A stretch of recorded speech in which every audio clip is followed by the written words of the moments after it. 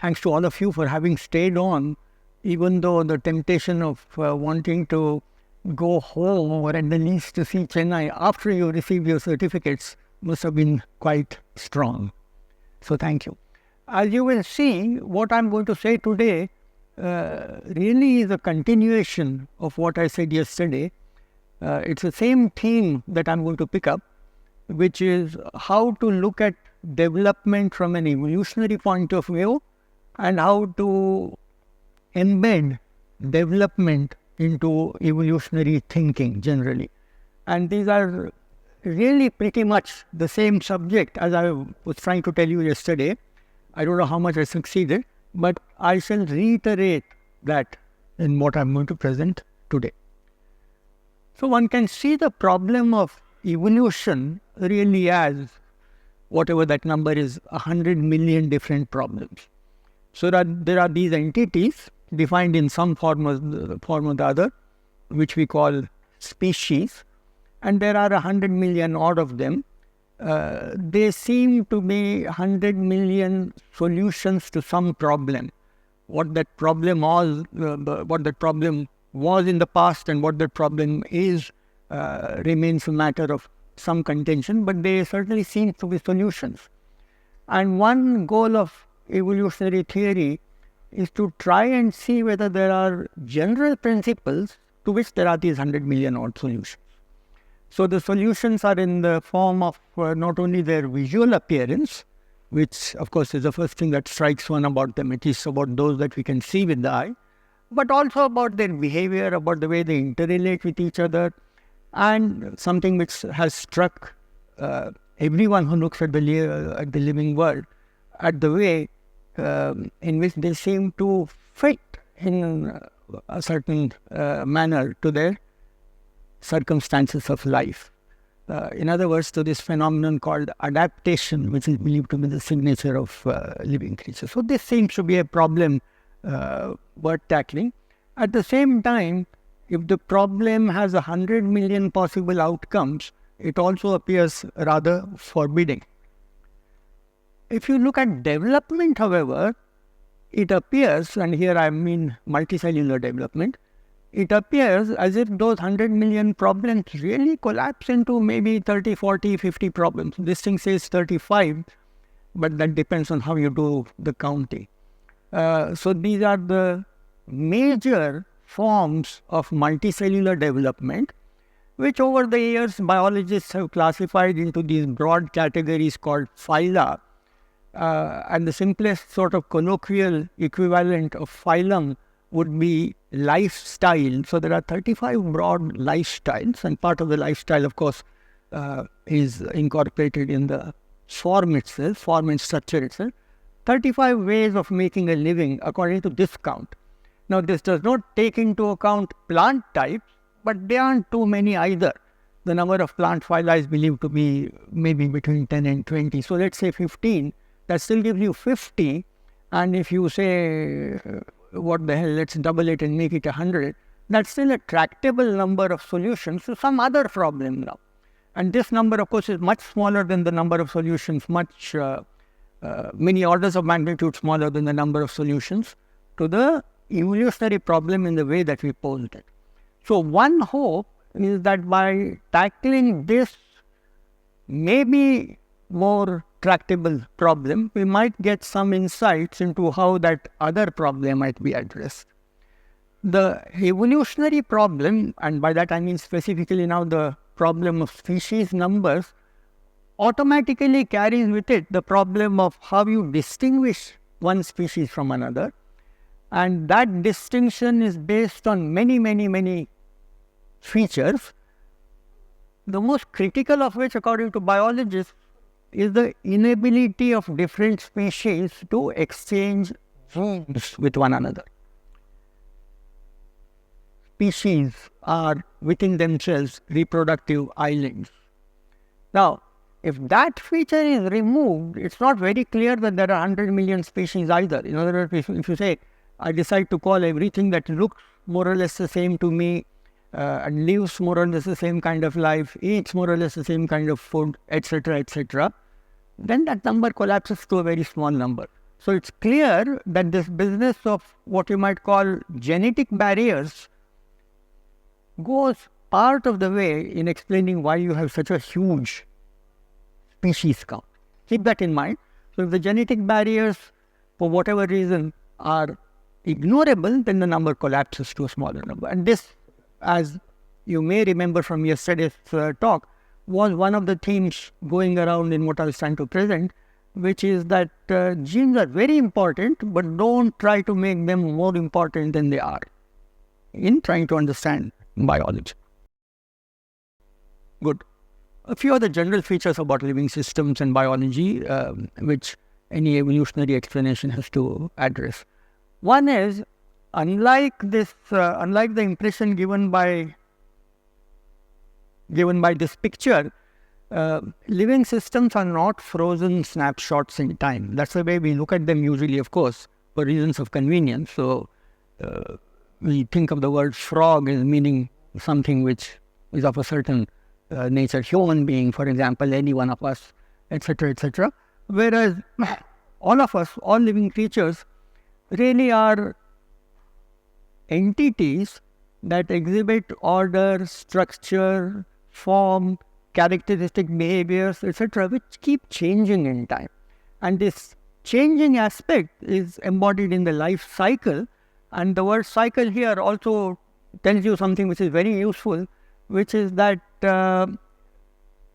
not only do living creatures change, but it's this pattern of change that seems to repeat itself from one generation to the other. So there's some kind of periodicity implicit in the notion of living creature itself, which of course we associated, which is usually associated with reproduction per se. So here you see a viral life cycle, which essentially depends on some other living creature.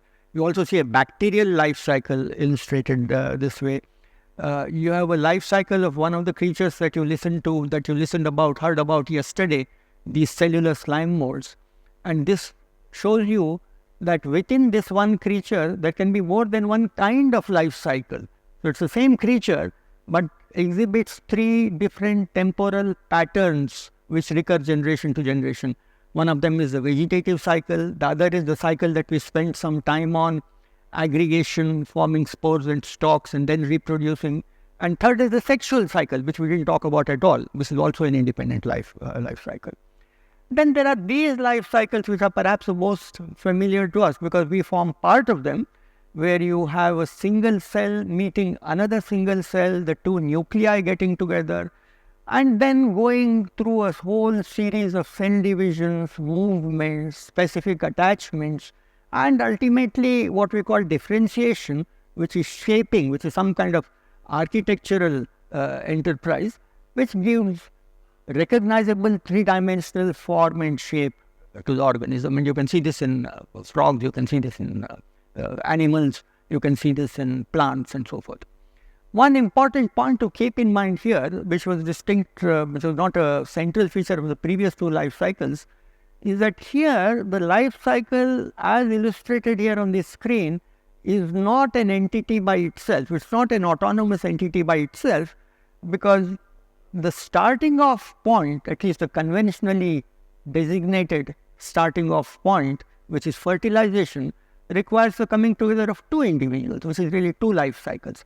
So there is no such thing as a life cycle by itself which gives rise to another life cycle in multicellular creatures. There are two life cycles which in some way combine and give rise to a third life cycle, worth keeping in mind.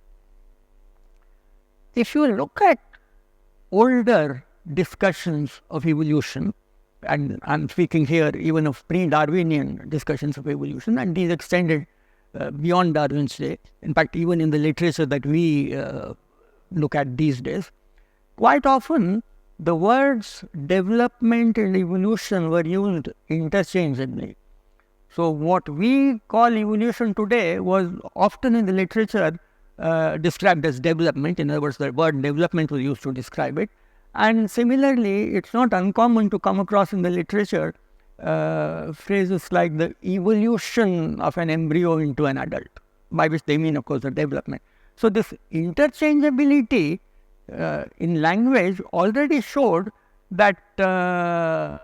there were many features in common between these two, at least superficially common between these two, that people try to capture in words. One feature of development that was realized very early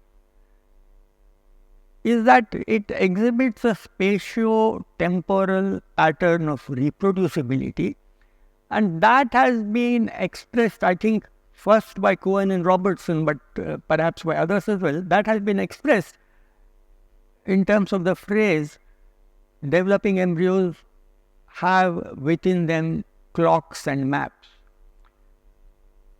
So the cells within a developing embryo do what they do depending on what time it is, so to speak, depending on their assessment of the time, and depending on where they are within the embryo in relation to the rest of the embryo. So they have both a temporal coordinate that they access and respond to, and a spatial coordinate that they access and respond to. There are other features that the behavior of a cell depends on, and these are listed here. I've already mentioned its position and time. In addition, importantly, the behavior of a cell depends on its past history. In other words, its developmental history during that life cycle, and it depends crucially on its environment, which in this case, other than the physical environment, comprises the environment made up by its neighboring cells. So, where the cell is, what time it is, its past history, and the interactions that it has are the inputs that go into a cell. If you think about it a bit, these are precisely the sorts of inputs that go into deciding the evolutionary fate of any particular species. And I'm sorry, I'll come back to that. 1 second. Whoops. Yeah.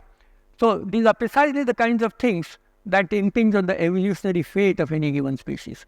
And when you think of it, you can jot down a few commonalities which strike the eye when you think of explanatory principles behind development and evolution. And of course, you can also think of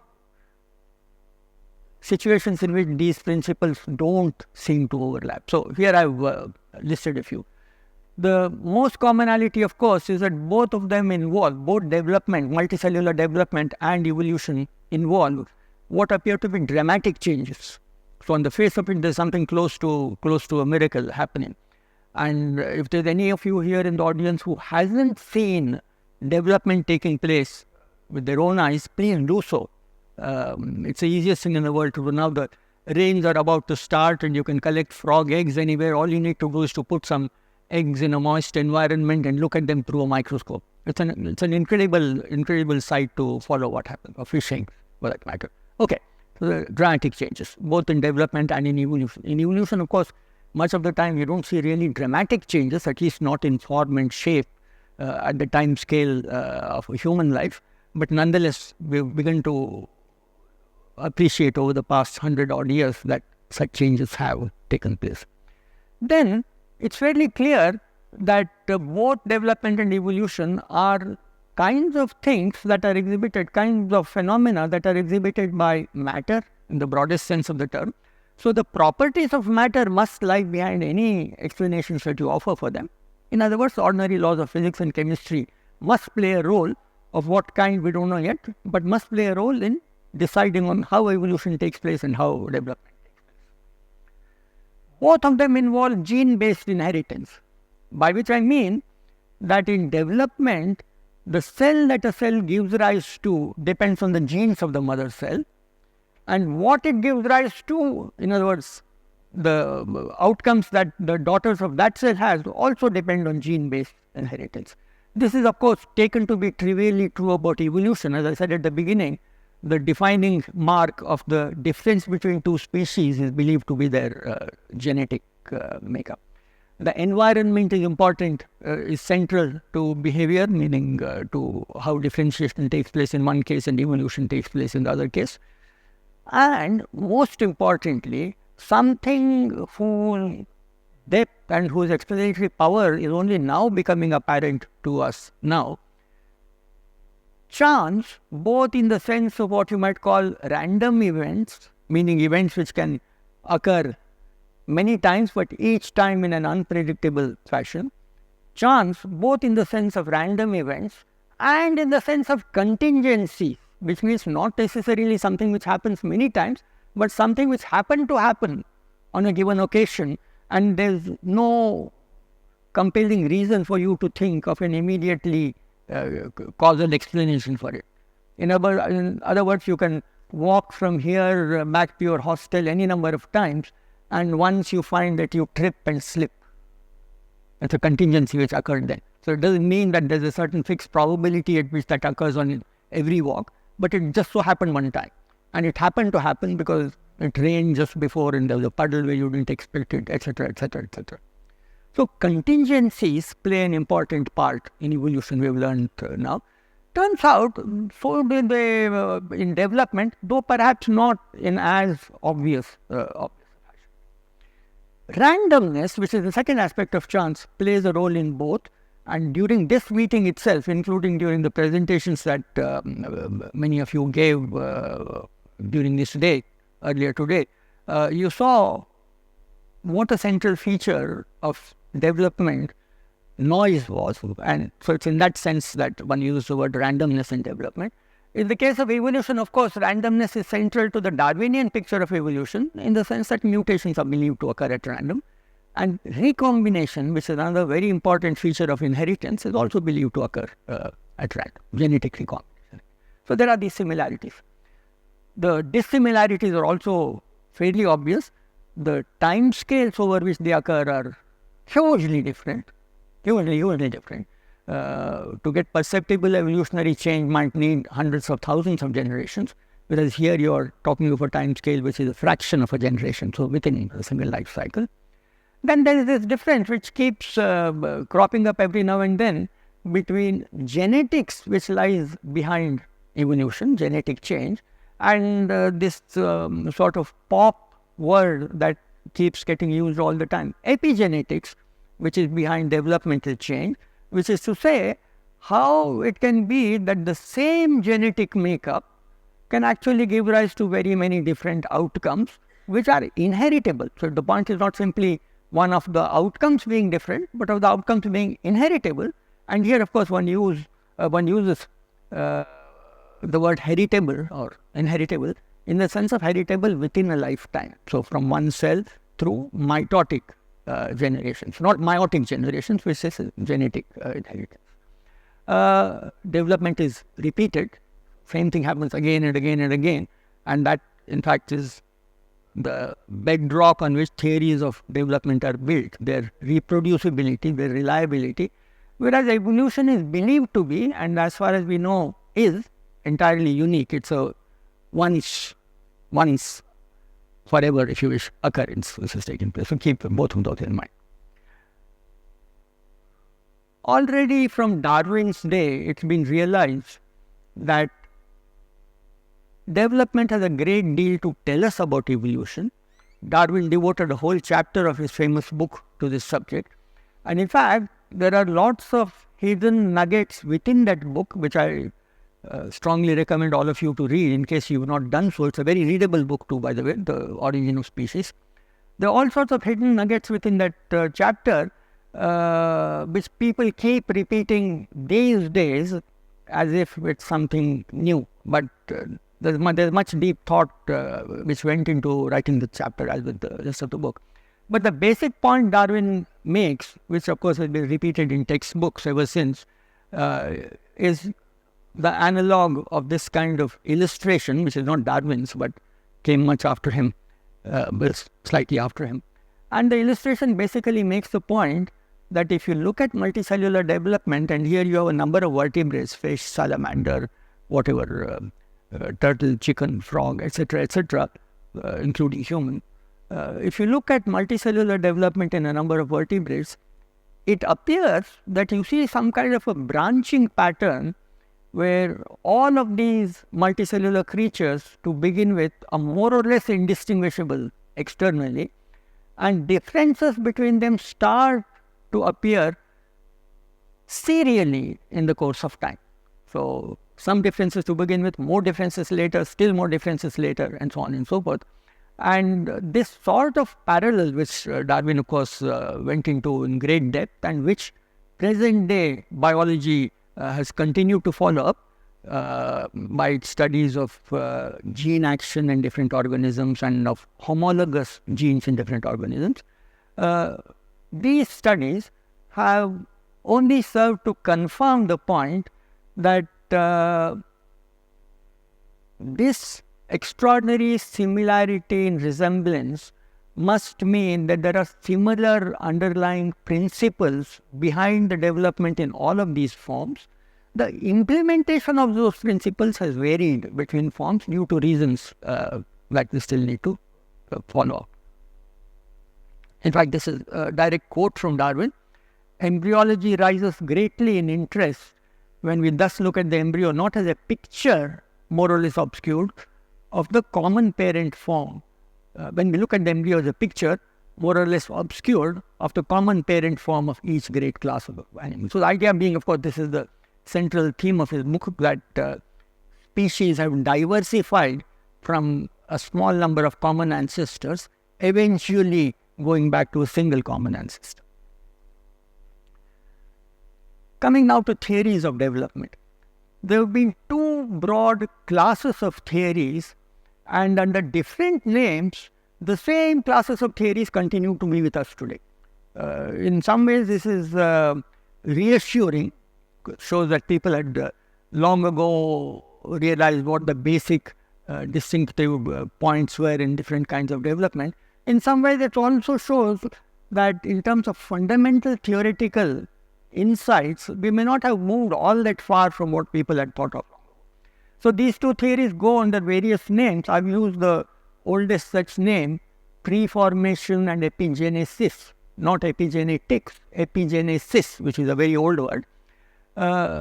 These distinctions have been named differently in the course of time. So that distinction between preformation and epigenesis is also described sometimes as a difference between a determinist and a contingence-based model of development, or between mosaic and regulative development. That used to be a very popular term in embryology textbooks and developmental biology books when I was a student. And of course, in a sense, it also mirrors the difference between the centrality of genes to developmental change and the centrality of the environment to developmental change. So what is this difference? The preformationist theory originally held that the main thing that happened during multicellular development was growth, an increase in size, which of course is a feature of development. No one can deny that.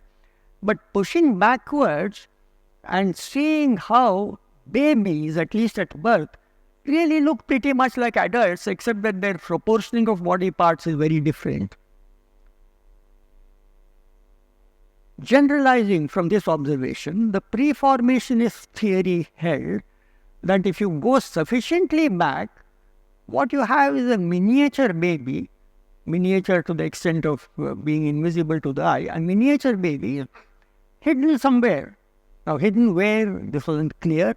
In some theories of preformationist development, it was hidden within the sperm, in which case fertilization, which was realized very early as being essential for development, fertilization was taken to be an event in which this incipient baby actually got the breath of life, so to speak, from the egg. So the egg served to activate the baby and then make it proceed towards development. The complementary theory was that this tiny baby, it was even given a name called homunculus, this tiny baby was actually within the egg and the sperm performed this activatory function. In either case, it was a repetition. Of course, like all theories which go back to explaining something that happens now in terms of something that happened earlier, that was there earlier, this begs the question of where that came from. But within themselves, these theories were satisfactory because they said, these preformationist theories, because they said that everything was cyclic. So you had some explanation behind this cyclic phenomenon, which you didn't have at hand at the moment. But once you got that explanation, the problem of development was solved, because development per se or simply growth. The counter theory was this theory involving epigenesis, and epigenesis really means some kind of unfolding, appearance of form where there was no form, and appearance based on things that happen within this thing that is developing. And the true originator of this epigenesis theory of development is really Aristotle, because he says very clearly, based on his observations, that form arises de novo during development. It's not there earlier, but appears in the course of development. Therefore, it has to be a phenomenon which you can describe by the word epigenesis. But the modern theory of epigenesis is usually ascribed to William Harvey, whom we know better as the discoverer of the circulation of blood. He was also an anatomist and a surgeon, and he turns out carried out a large number of dissections of animal embryos and concluded on the basis of his observations that what was born was not there in any form earlier. In fact, what was there earlier in the embryo was a shapeless mass, indistinguishable in terms of its parts, which later got form and structure in the course of development. So, epigenesis. This, as I said, this distinction also falls under different heads: a determinist versus a contingent plan, mosaic, which is the earlier preformationist idea, versus regulative, which has a more particular meaning, which we don't need to go into now. And today we would look upon it in terms of the following two points of view. One, saying that genes are sufficient to guarantee how development takes place. I used this description yesterday as well. Genes contain a program in the sense of a computer program. Genes contain a program for development, versus the point of view which says genes set up a groundwork on which development occurs based on what happens later. And what happens later in our case is going to be interactions between cells and all the other things that I listed earlier. Broadly, an interaction between the unit you are looking at, which is the cell, and its environment.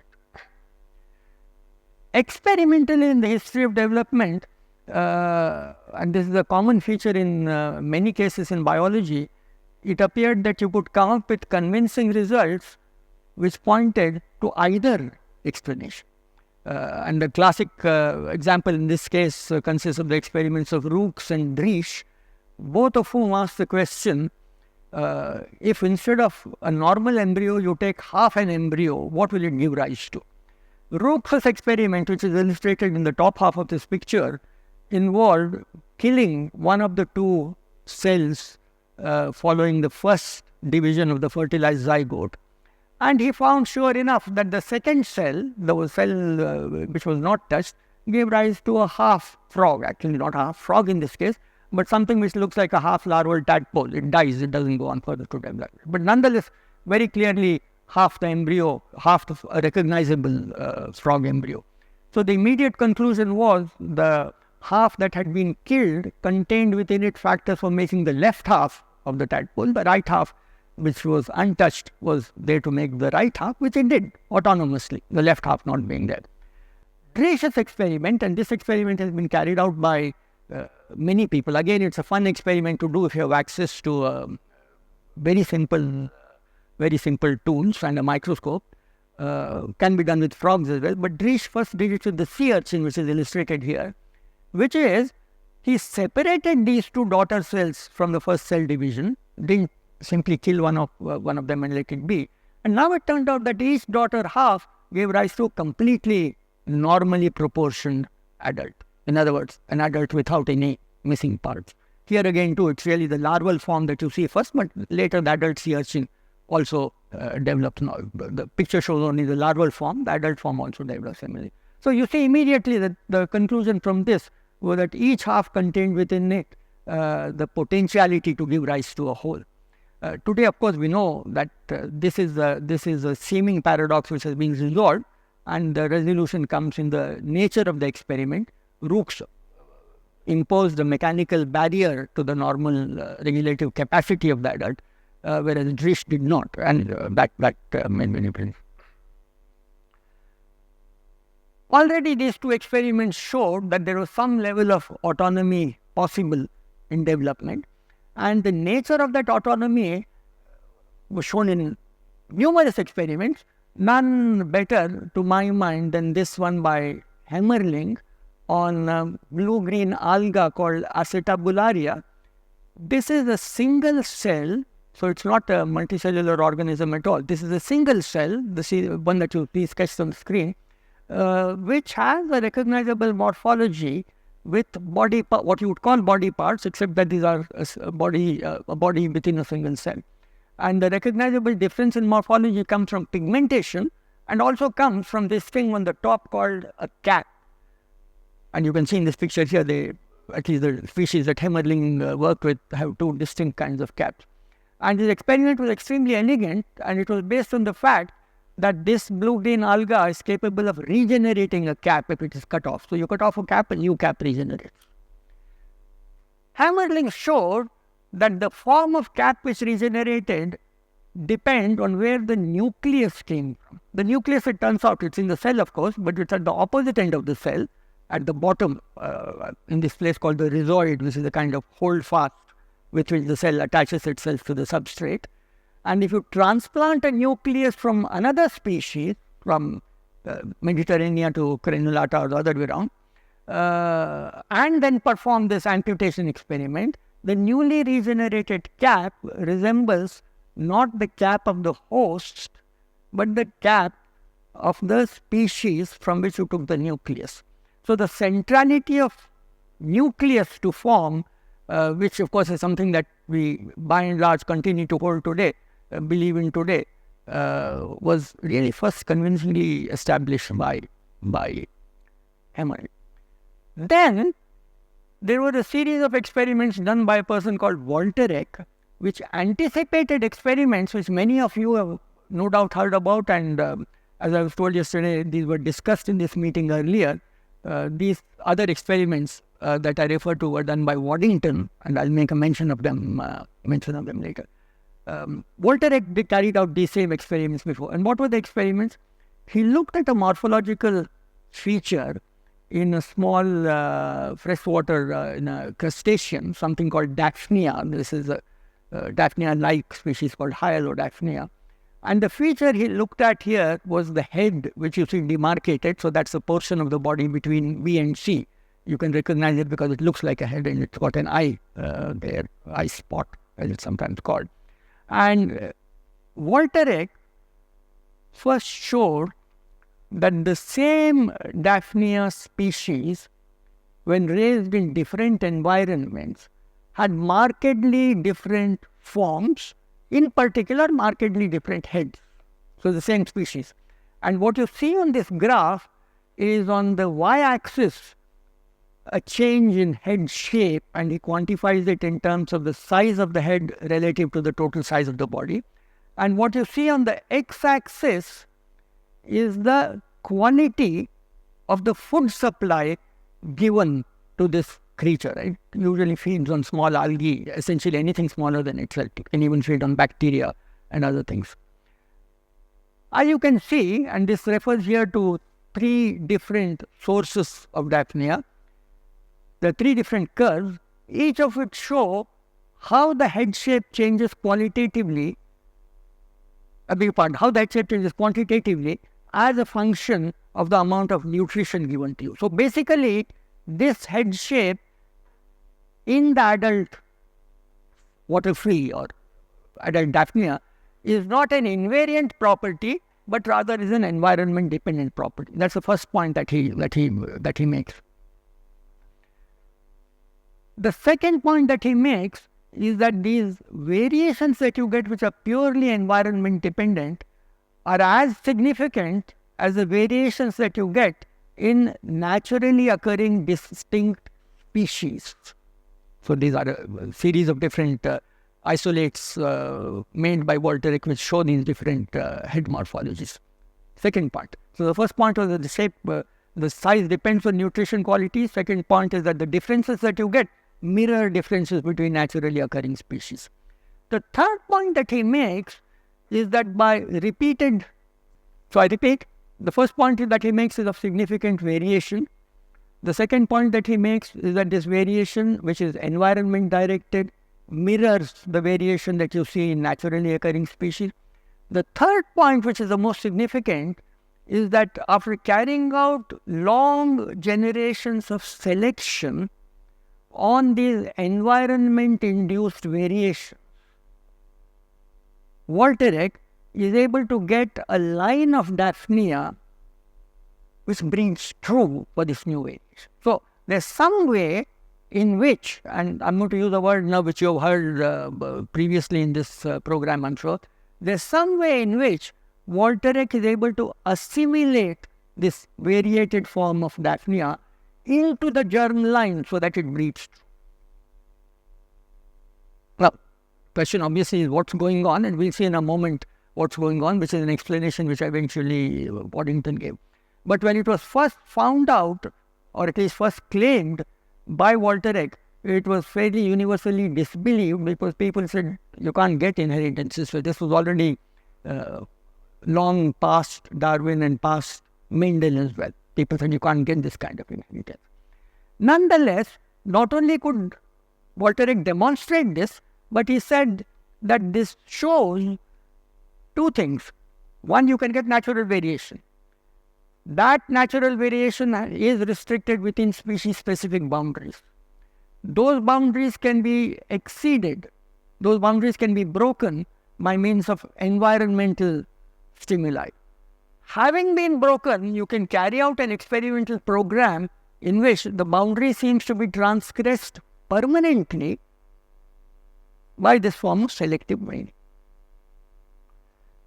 The word that Waddington was to use later to describe this phenomenon, which is a word which has now become common in the literature, is canalization. And Waddington's description of the parallel phenomenon that he demonstrated, and I'll show you a cartoon later, Waddington's description was to say that normally what we think of as species-specific forms are forms that, as it were, flow along a given channel or along a given canal, do not transgress the boundaries of that canal. But they can be made to transgress those boundaries by means of environmental stimuli. And if that happens, there are certain conditions under which you can make them transgress those boundaries permanently. What those conditions are, we have not looked at as yet. The answer, it turns out, involves entirely conventional Darwinian selection. In this case, not natural selection, because it's the experimentalist who is applying the selection, but nonetheless, perfectly conventional Darwinian selection. We'll come to that in a moment.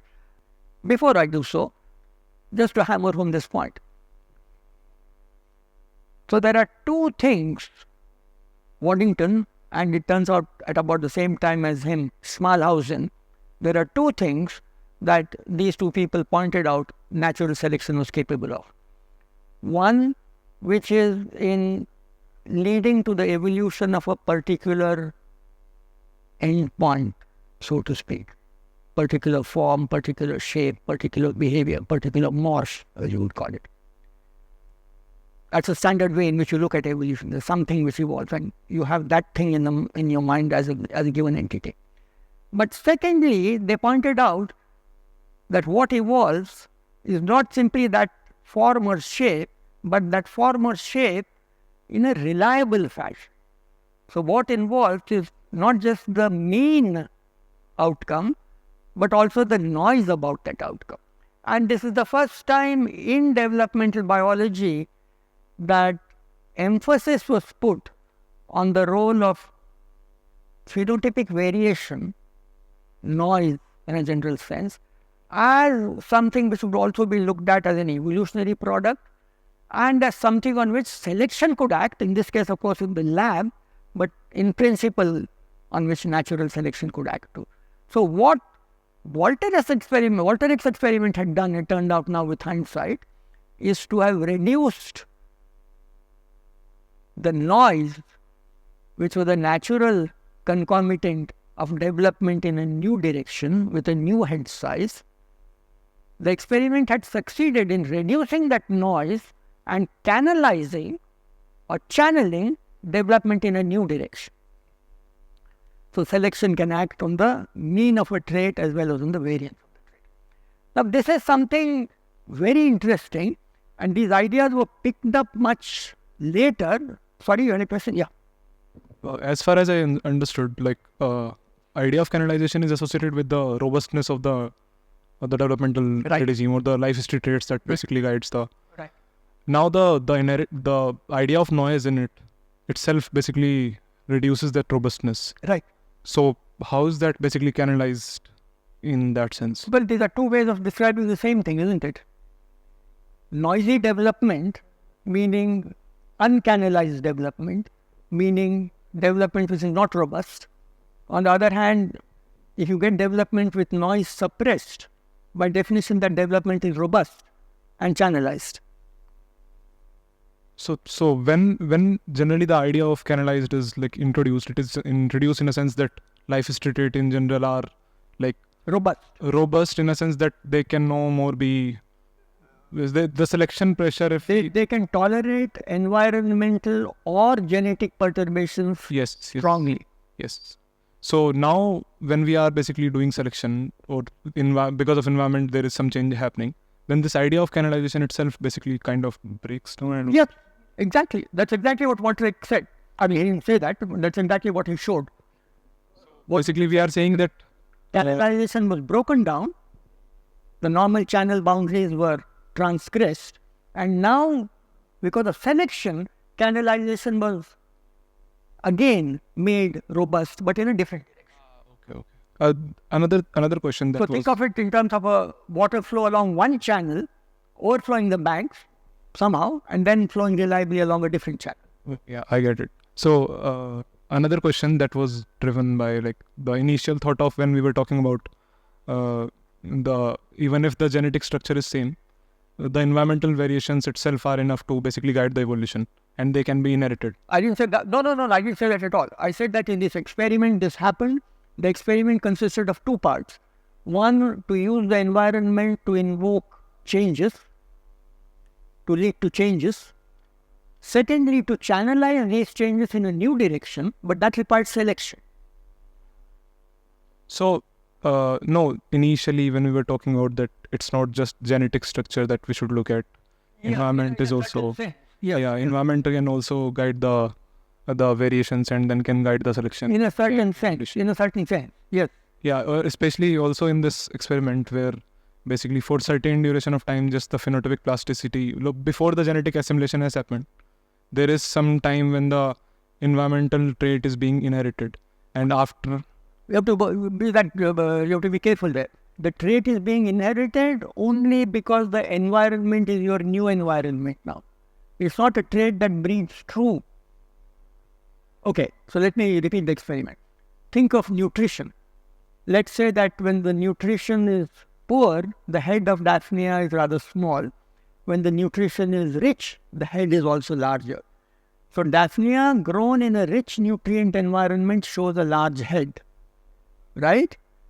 Now what Walter does is to continue to take it through several life cycles in this rich nutrition environment. So there is no surprise to find that you get large heads. The surprise is that at some stage, even when you remove the rich nutrition, the head continues to be large. And now we say that there is some, so it has been incorporated into the... Something has been incorporated, yes. So this was just when I was thinking about it, just a curious question that came to my mind, that how is it different from what the theory of acquired characters that Lamarck used in his theory? Exactly. So I'll come to that. I haven't come to that yet. That explanation was given by Waddington. I'll mention it in a moment. Okay. Thank you. The explanation was given by... Okay. So this is simply to show a cartoon to tell you that many people since then have shown that it's possible to re-channelize development in different directions. I just illustrate one particular experiment done by Sondhi and Maynard Smith. very elegant experiment too. And what they looked at were these bristles on the head segment of the fly, Drosophila. This was not Melanogaster, but that's a different matter. There are certain prominent body marks on the head sector, and 3 of those marks consist of these so-called false eyes or ocelli. 6 of the marks consist of bristles or hairs associated with these ocelli, and you see the picture on the left, the 3 eye spots and the 6 bristles. This is the so-called normal fly or wild type fly. Now it turns out that in the normal population, so-called normal population, so you have to use normal within inverted commas, this is the fly which is caught out there in the wild. Sometimes, very occasionally, you find flies missing an eye spot or missing a bristle. In fact, it happens that these features are correlated. Sometimes if it misses an eye spot, misses an ocellus, the bristle which usually accompanies that ocellus is also missing. Remember, the normal wild type has 3 ocelli and 6 bristles. What Maynard-Smith and Sondhi did was to pick from their wild type collection. So this is a bunch of flies which you actually collect from the wild, so they're clearly members of the same group. From this wild type collection, they picked rare flies which had only 2 ocelli and 4 bristles. In fact, were missing the topmost ocellus and its pair of bristles. Picked 1 male and 1 female each of this kind. Mated them. Saw what the offspring looked like. And most of the offspring, in fact, look like the wild type. Right? 6 bristles, 3 ocelli. But some had, like the parents, 2 ocelli and 4 bristles. Now, in the second round, they mated brother and sister from these deviant types. Same kind of observation in the 3rd generation. Most offspring look like the wild type, a few look like this aberrant type. But those few are proportionately higher than they were in the previous generation. So going from generation to generation, the proportion of offspring who have only 2 ocelli and 4 bristles gets higher, ultimately it reaches 100%. And once it reaches 100%, there's no need to carry out selection any longer, because that has become the new normal type. So development in this fly, which was channelized in the direction of 3 ocelli and 6 bristles, has now become channelized in a completely new direction, which is 4 bristles and 2 ocelli. So this is once again a rechannelization of development carried out by selection, working on variation which pre-existed in this population. In this case, there was no need to change the environment or infest. Same kind of thing that Volteric did, except that the source of the variation was there in the original population. It had not, the environment didn't have to supply it. The interesting part of this work as well was that they tried to channelize development in a number of directions, restricting themselves to this pattern, to the ocellular bristle pattern. Succeeded in every case in which the symmetry of the pattern was left undisturbed. The handedness of the pattern was left undisturbed. As you can see, the pattern is left-right symmetric, the way you see the sketch on the board. So, for example, occasionally you get a variant form in which you have only the left. So, now I'm looking at the bottom pair of ocelli, where you have only the left ocellus and its bristle, the right ocellus and its bristle is missing. So, in a sense, this is a left-handed fly as far as this trait is concerned. And they try to say, can we select for this left-handedness?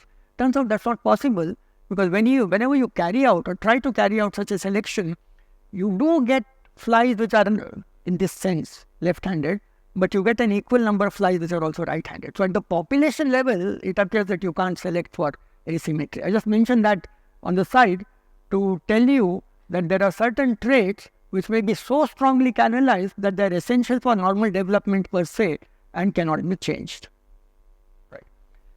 Waddington's experiment. He also carried out a large number of experiments. His work mirrored that of Walter X in the sense that the changed phenotype that was now going to be canalized by him, or was eventually canalized by him, the changed phenotype came about due to something that he did. And in his case, what he did was a number of things in different experiments. So most often he used heat shock during embryonic development, or he used ether shock also during embryonic development, which is basically exposing these embryos to a vapor of ether. In both of these cases, he started with flies which were labeled wild type. So you pick them up from a bottle in your lab which is labeled wild type, because it consists of progeny from a population which was originally isolated from the wild and then maintained in the lab through successive generations of mass mating. So he picks flies from this population, mates them, exposes embryos either to ether shock or to heat shock. What happens? Well, what happens is that the embryos most of the time are killed, so nothing happens, no experiment. Very few embryos manage to survive but die as larvae, and even fewer embryos succeed in completing development all the way up to the adult stage, and even then they look sick in some sense, but they're there as adults. Fortunately, he found a few which were able not only to develop up to the adult stage, but become reproductively mature adults, and then he mated pairs of them.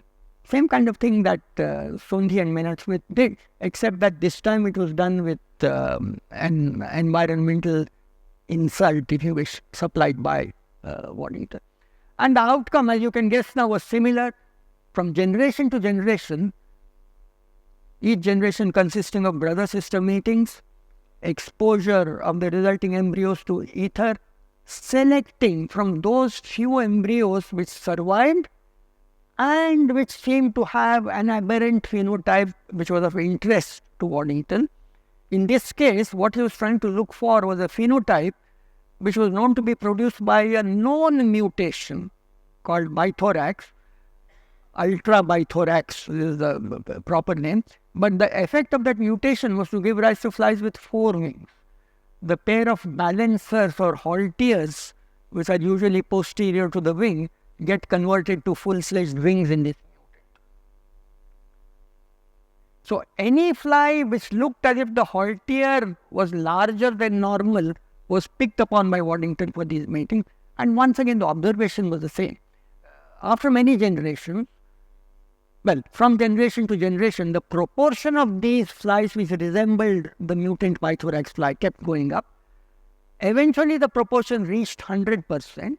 At that stage, there was no longer any need for the environmental shock.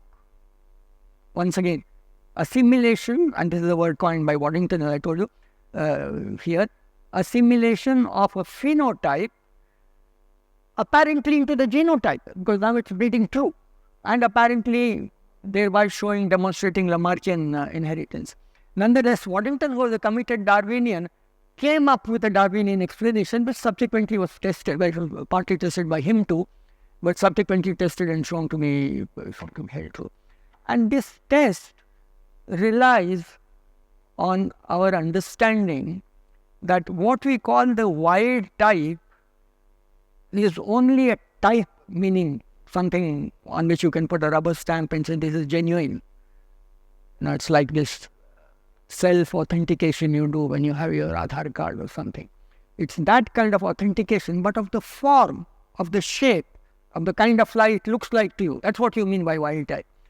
You implicitly assume that it must also mean a given defined genotype, but that's not true. Waddington pointed out that genotypes can vary a lot, but if natural selection has acted on narrowing down that variation, on increasing the signal-to-noise ratio, so to speak, that genotypic variation will somehow be suppressed. And the suppression, Waddington suggested, was by means of secondary genes, later to be called regulatory genes, which made these primary genes have activities which resulted in the phenotype flowing along the wild type channel. Presumably that happened simply because that was the fittest genotype. So natural selection led to that kind of outcome.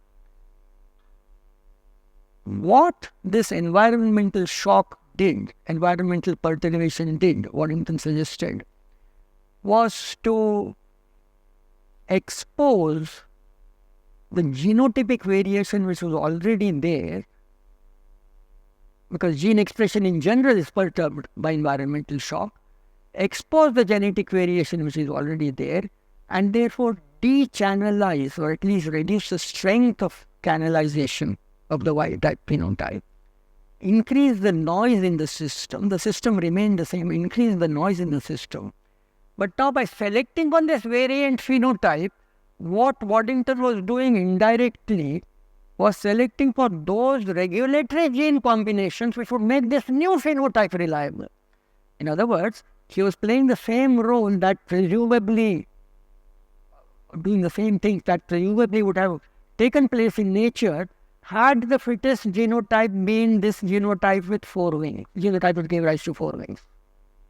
Is that explanation clear? So, perfectly conventional Darwinian explanation by which natural selection in nature, in this case artificial selection in the lab, actually select for gene combinations which are not responsible for the phenotype per se, but are responsible for the reliability of that phenotype, responsible for assuring that phenotype will work.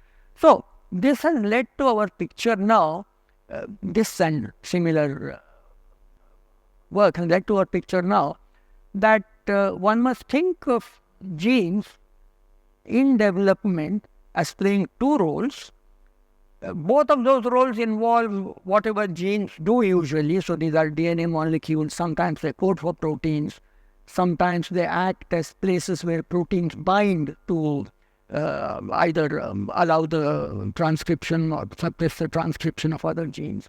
Sometimes they act so as to act as blockers to transcription by changing their 3-dimensional conformation, etc., etc. Whatever else that DNA molecules do, they do. So there's nothing new in that. But the new point here is that conceptually you should think of them both as in some way being agents towards a particular end, and secondly in terms of being agents toward ensuring that that end is reached reliable. So it's the reliability of development that is also under genetic control that is now being highlighted by this kind of work. Again, a small point of historical interest for those of you who are interested in history. This picture you will have seen. This is Waddington's so-called epigenetic landscape. So you have valleys. Actually, initially he speaks of river flow, but then he decided that the pictorial impression would be made better by a ball rolling down a valley, and there are alternatives for it to choose from, alternative channels. The right-hand side of that picture is not reproduced equally often, but it shows what he imagines is below this landscape, which you see on the left, which is a whole number of genes and wires leading from those genes to places in the landscape by means of which the landscape can be raised or lowered. So a valley can rise high or go further down. What looks like the crest can go down and become a valley, and so on and so forth. But all of you know this. This picture was actually anticipated much earlier by Sewell Wright, better known as an evolutionary biologist or a population geneticist. It's interesting. Wright says the same things that Waddington did. He's actually more explicit than Waddington in many ways, but his imagery is not as effective. So you can see from this directly, whereas from Waddington's picture you can see the ball rolling, going down one valley, the other, and so on. Wright illustrated it in terms of gene activities directing development towards one direction or another, in one along one route or another, and other gene activities narrowing the range of variation that these primary gene activities would permit. Really the same thing, nothing new at all, but pictorially less effective, as I said. So that's Waddington, that's his explanation. I should end now. 2 or 3, yeah. It shows like how much actually a picture makes a difference. I didn't know about this several right thing at all. But, this Waddington picture is so appealing. I've seen it reproduced even in context other than development. For example, in Piaget, in Margaret Boden's book on Jean Piaget about, like childhood psychology, Piaget uses the same visual aphorism and so on. Yeah. So I'm just wondering, like, this is actually thought up by Waddington himself? Yeah. I see. So he was a magnificent visualizer. He was an artist too. Right. Yeah. Beg your pardon? No. Well, these drawings I can't vouch for, but the drawing in his book, now I forget which book I took this from. He initially chose a professional artist to make the drawings. So it's a frontispiece to one of his books. Then it went through various modifications. As you see, there are 3 books listed here. It first comes in an introduction to modern genetics, then modified a bit, and then modified further in the 3rd book. Anyway, yeah, interesting you bring up Piaget's name. Piaget was a child psychologist who pioneered many theoretical concepts which are now commonplace in child psychology. But for us, what's interesting about him is that he was also, for a while, a committed Lamarckian, and he was very taken up with the Voltairic experiments and with similar experiments done by a person called Kammerer. That's a different story, which seemed to show Lamarckian inheritance. And Piaget was taken up with them because, cultural evolution is Lamarckian entirely. Almost everything depends on learning and transmission to whoever else via learning. So Piaget spent a fair amount of time trying to show that Kammerer was right, but okay, that's why. So I just end with a couple of striking experiments in development which really illustrate what we now recognize as central features of the development form. One is this whole notion of gradients, and to my mind, it's been nowhere shown as prettily as in these experiments carried out by Michael Locke on an insect, on a beetle called Rodnius. And the experiments are noteworthy for more than one reason. One, of course, for that compelling nature. Even visually, you can see immediately the kinds of things that they show. Secondly, for the fact that he did this in the University of the West Indies in Jamaica. And it's the only paper I know of which was published with that address. And the third thing is that his experimental materials were only this beetle which he went out and collected himself, and a razor blade, nothing more. Presumably he used a lens, if not a microscope, to see these patterns carefully and make these run. So what are these patterns? These are horizontal lines on the back of this beetle, repeated segment to segment. The beetle has the left half and the right half, so there's a midline which you see as that thick line in each of these drawings. And these horizontal lines are basically stripes on the back, that's all, nothing else. You can recognize them by means of a thickening of the skin, really cuticle, not skin proper, in these places, and also by the patterns of secondary hairs that appear there, which are not of our concern here. Locke's experiments were to take his blade, cut out small regions of the skin, transplant them elsewhere, after, of course, having cut out the skin from the place where he was going to transplant it. But before doing the transplant, he did a number of things. Either he took a piece of skin, transplanted it in the same level, took a piece of skin, transplanted it after rotating it through 90 degrees, or after rotating it through 180 degrees, clockwise, anti-clockwise, all these things that would occur to you immediately when you look at this kind of thing. And the outcome in the pattern that you saw is illustrated on the right-hand side. Now, I'm not going to go into a detailed discussion of how this outcome can be analyzed, but you can see immediately that one way to do that is in terms of some kind of graded difference from one high point, let's say on the anterior end of the pattern, to a low point in the posterior end. And of course, you also need some rules by means of which this perturbed gradient, which of course you don't see because the experiments are done at a stage where the pattern has not developed. before the molt, which gives rise to the pattern. So this hidden pattern, this cryptic pattern, in some way has some dynamics which give you the kinds of outcomes that you see on the right hand side. And this is one of the earliest experiments which convincingly showed that there were gradients.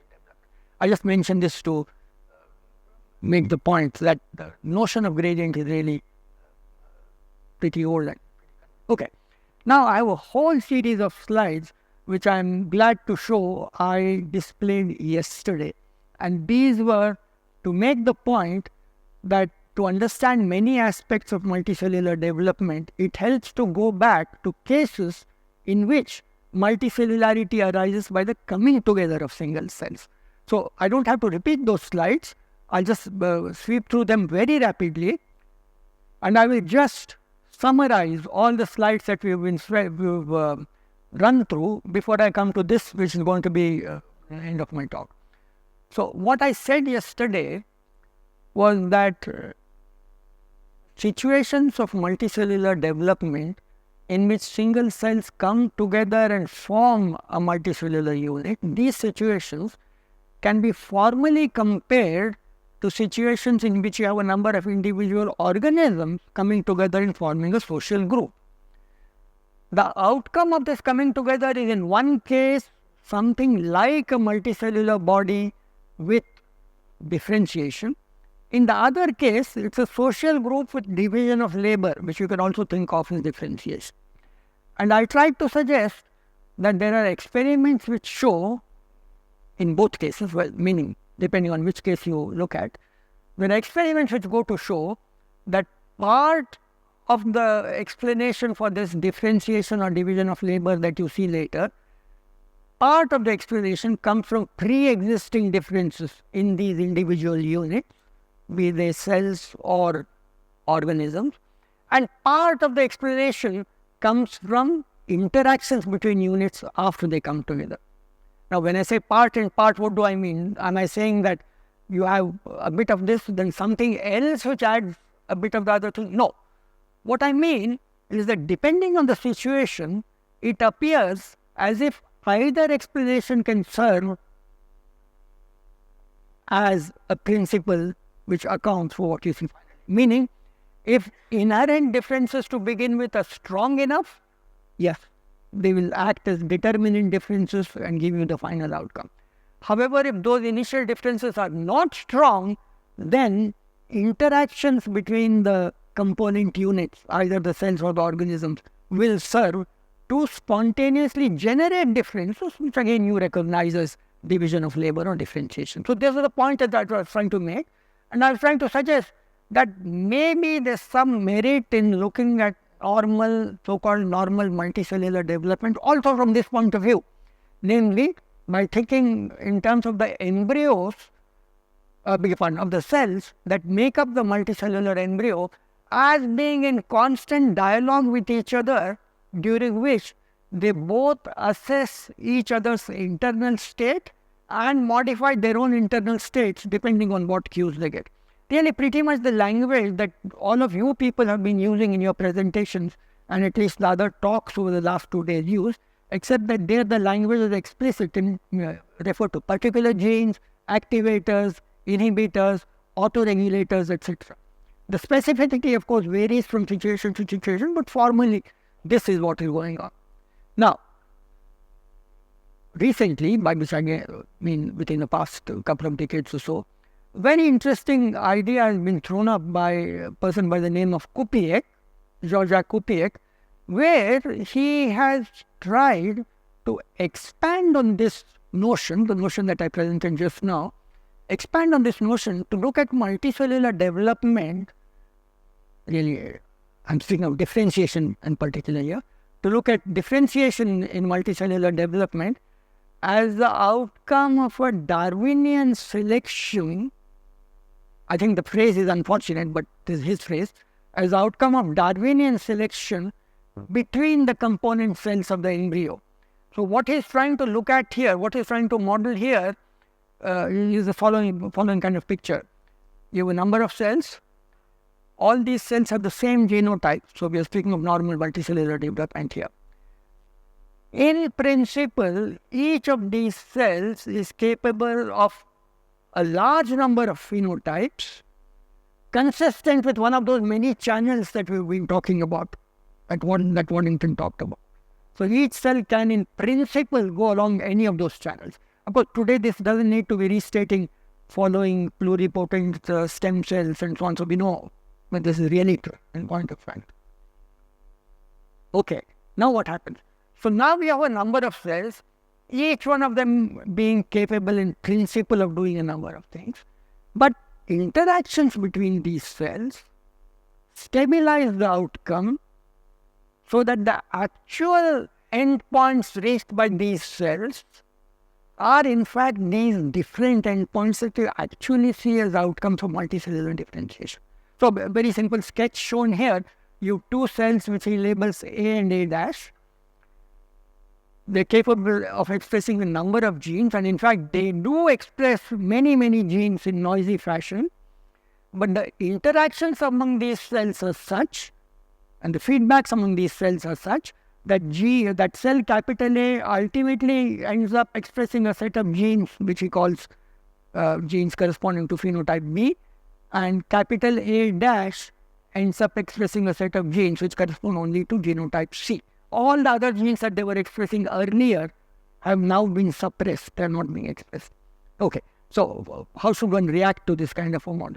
First of all, part of it simply says what we know to be true in multicellular development. There's nothing new in this, in the sense that we know now, today, that every cell has within it the entire genetic repertoire which is present in the organism as a whole, and therefore present in every other cell.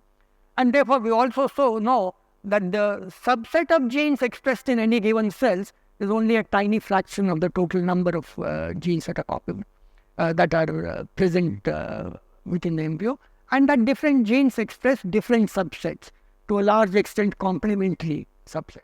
Other, of course, than the ones that they need for things like respiration, for example, or maintaining cellular integrity and so on, in which case are the common. So that part of the explanation is pretty common. What is not that familiar is this notion of noise in the beginning, and this exploration of gene space, so to speak, by every cell as being a necessary feature of multicellular development. This is entirely hypothetical. As it happens, hematopoietic cells, which are essentially the cells that populate our blood lineage, which have been known for a very long time to start life as stem cells, which are capable of going into one of several lineages, all ultimately becoming the hematopoietic system, red blood cells, white blood cells, platelets. That this is known, that these stem cells give rise to whole macrophages, whole variety of cells. But recent experiments have shown that in the transition to this differentiation from stem cells to one of these other cells, in fact, you see this sort of thing. You see noisy gene expression at the beginning. In other words, no cell type specific gene expression, rather a promiscuous pattern of gene expression, which later condenses into one of a recognizably small number of cells. So there's something maybe worth following up in this model. I won't go any further on this line, but will end in fact, so these are pictures that you saw yesterday, end in fact by showing two quick slides before coming to the conclusion. Quick slide number 1. This is what I wanted to push on yesterday as well, which is genetic identity in multicellular development is a thing taken for granted, but simply because of the fact that we are all genetically clones, we should not be misled into thinking that that's a prerequisite for multicellular development, for normal multicellular development.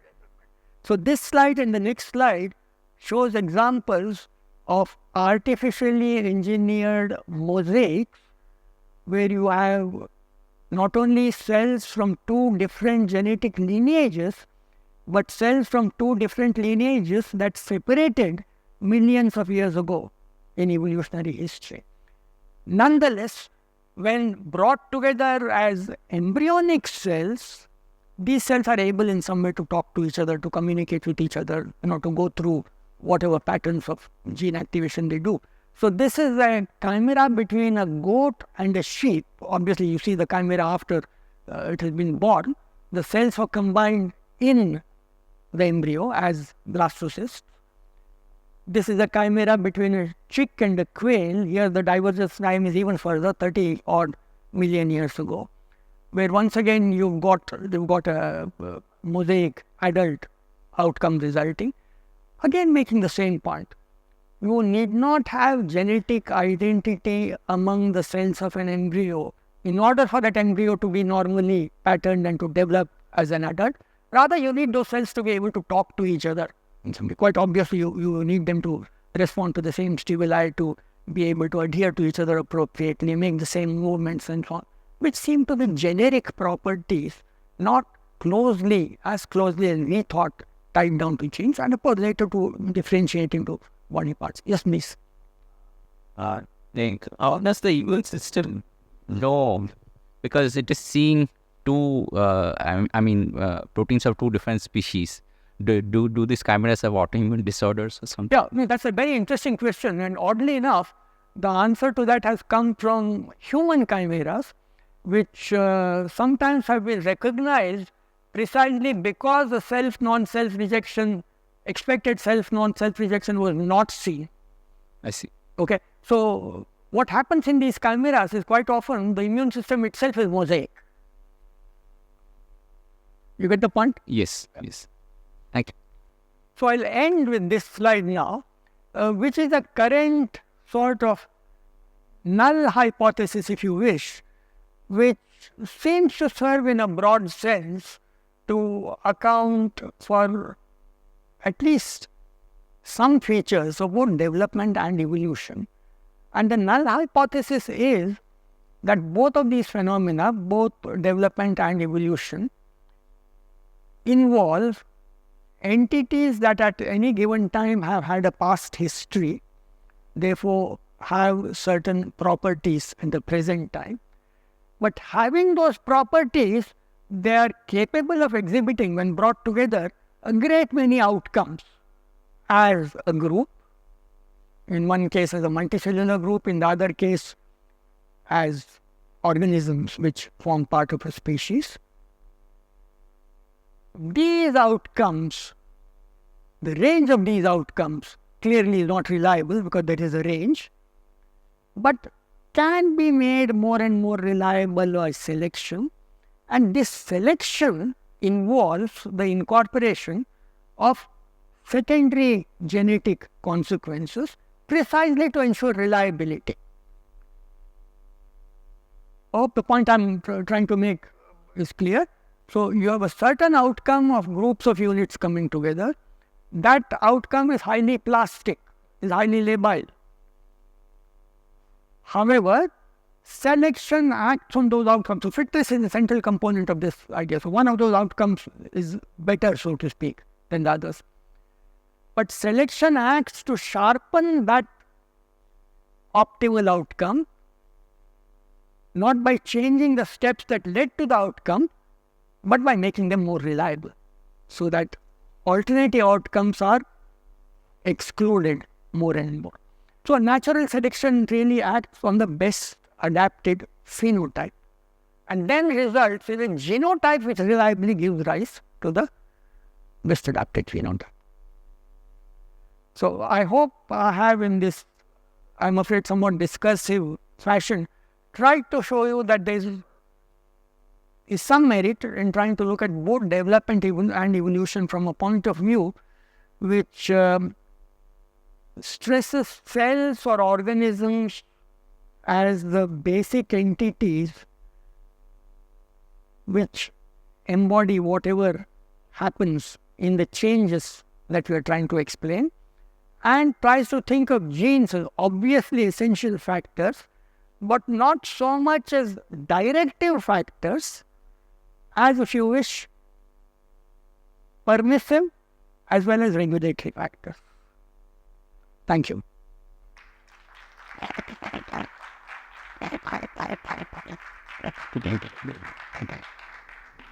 Questions, comments? I have a question. It is related to multicellularity again.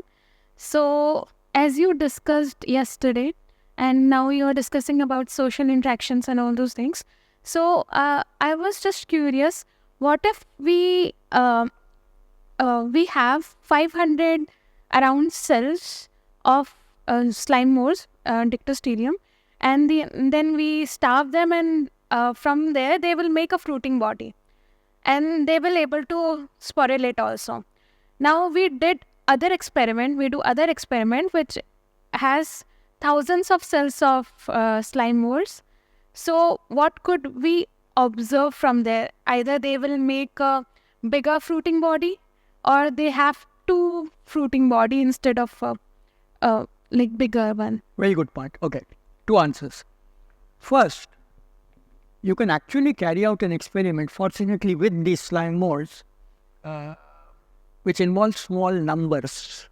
In fact, you need not go to 500. You can even go down to 20. That's the smallest number that we could achieve. And the question that you can ask many questions, but one that you can ask is, does this make development more noisy? Obviously, a fluctuation is more significant in this. Answer turns out to be yes, as illustrated in these slides. There are 4 slides here because they were outcomes compared to various models, which you don't need to look at. Please take a look only at the lower right-hand slide, which gives you proportion of spore cells on the y-axis, and on the x-axis, the number of cells within the group. And that number, I think the smallest number we got was 20, as you see there. And on the right-hand side, of course, you go to as higher. As you can see from the slide, there's a clear trend that with increasing numbers of cells, these proportions become more and more stable. Right. In fact, you get saturation at around 80%. As the cell numbers are smaller, the proportions become less and less reliable. So the actual proportions turn out to show a variation, which is significant. Other question that you raised. So the first answer is that development becomes noisy. Second question, do they still form spore and stalk? Very interestingly, the answer is that they do. So there's one rare case, and I think that's the world record so far, in which a fruiting body of 5 cells was seen. Only one case. That had both spore and stalk. Okay? Now, if you believe in the modeling that accompanied this paper, you can try and extrapolate the model to the minimum number of cells that you can get, which is of course 2. Right. That multicellularity, you need to have a T2. And ask, where does the model point to? And the model shows that then you get 50% stalk and 50% spore. In other words, one stalk and one spore. No one has seen that, so I can't vouch for that. Nonetheless, the answer to your question, you do get normal development with very small numbers, but that development becomes very noisy. Like what if we increase the numbers? That's what I'm saying. So you can move towards the right-hand side on the x-axis. You can see that the y-axis tends to flatten out, and the flattening in this particular experiment is at about 80%. So that as you move to very large numbers, you get what you might call a Gaussian distribution of proportions with a small variance.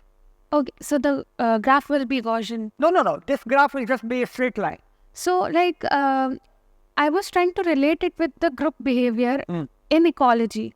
So basically there, if we look into the animal pack, so they are mostly in mostly 10 to 14 number, not more than that, because they think like if more people are there, then the efficiency of the group will be reduced. So can we relate this thing with slime mold, spore and stalk formation? Only in a very formal sense.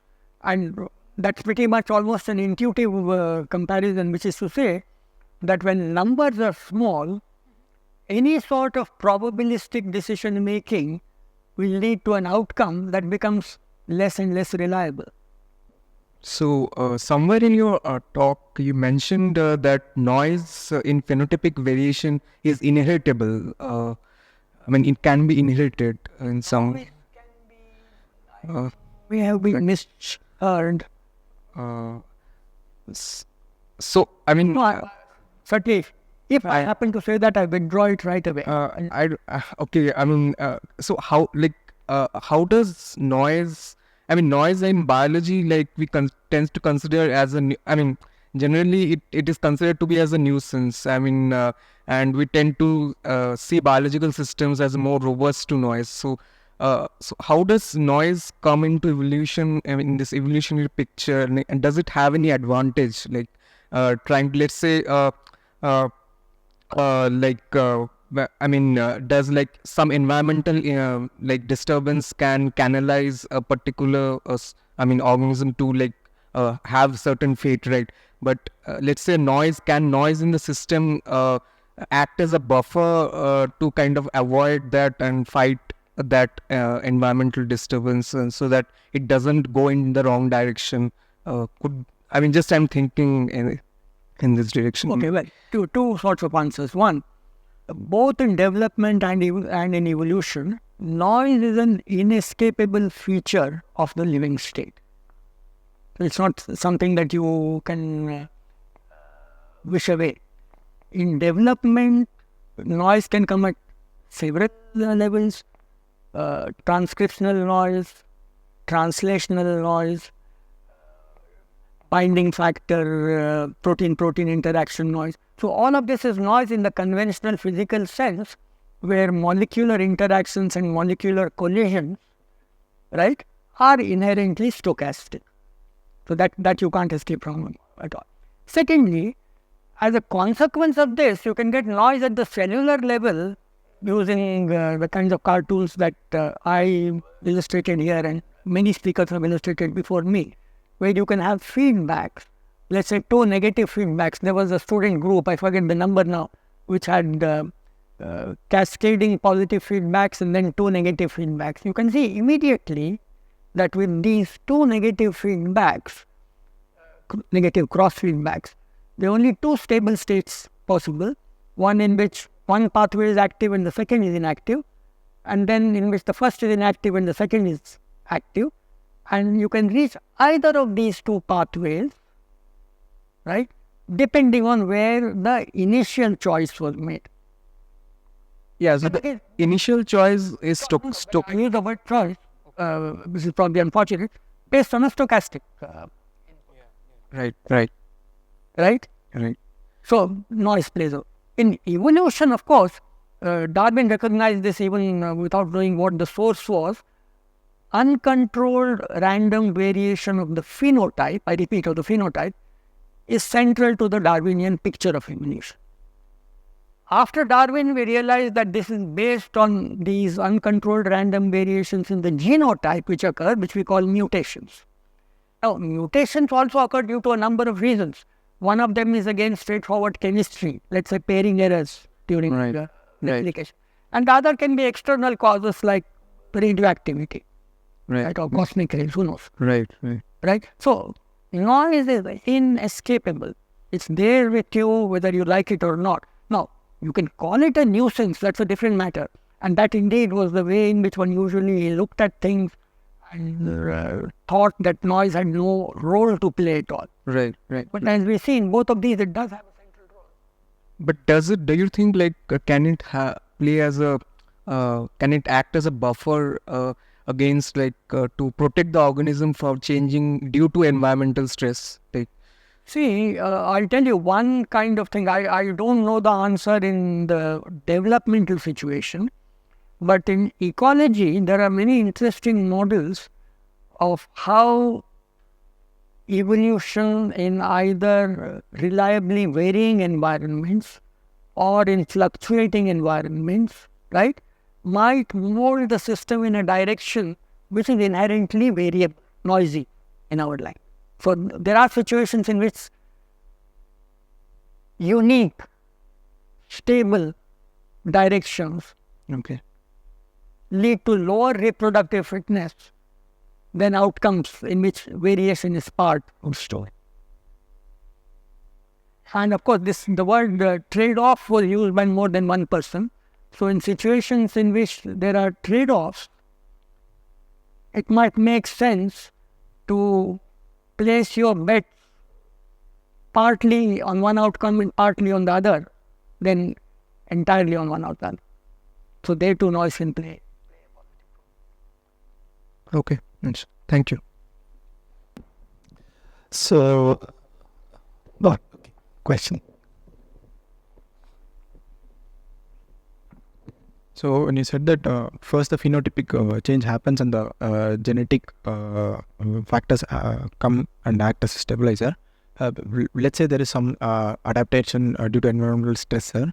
How exactly does that conversion happen in the sense that is it like in terms of epigenetics, some chromatin gets activated and the gene that we already had is getting, or is it some kind of de novo sequence getting added to the genome, or is it like mutation gets added to or should I view it such that it's not the other way around? In the random population, all sorts of species are getting mutations, and whichever mutation resulted in the increased fitness is actually passing on its genes. So is it like from that way should I see, or some kind of metabolic or whatever adaptation is getting really coded into the genome?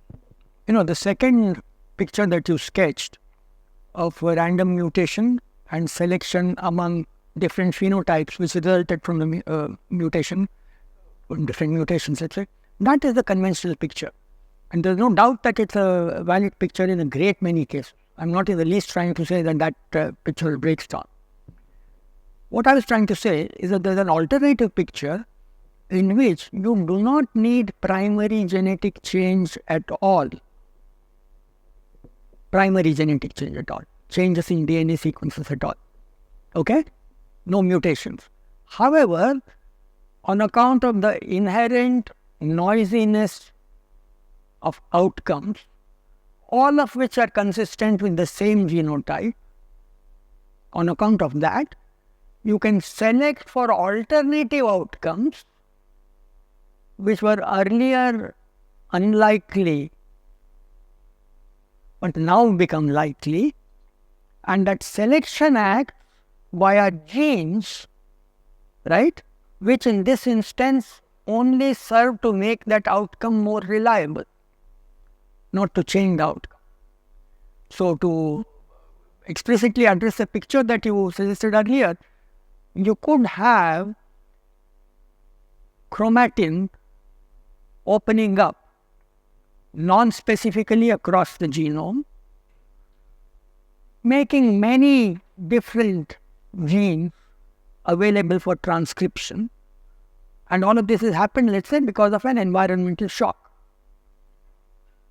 But following successive cell divisions, it's possible that chromatin recondensation will shut off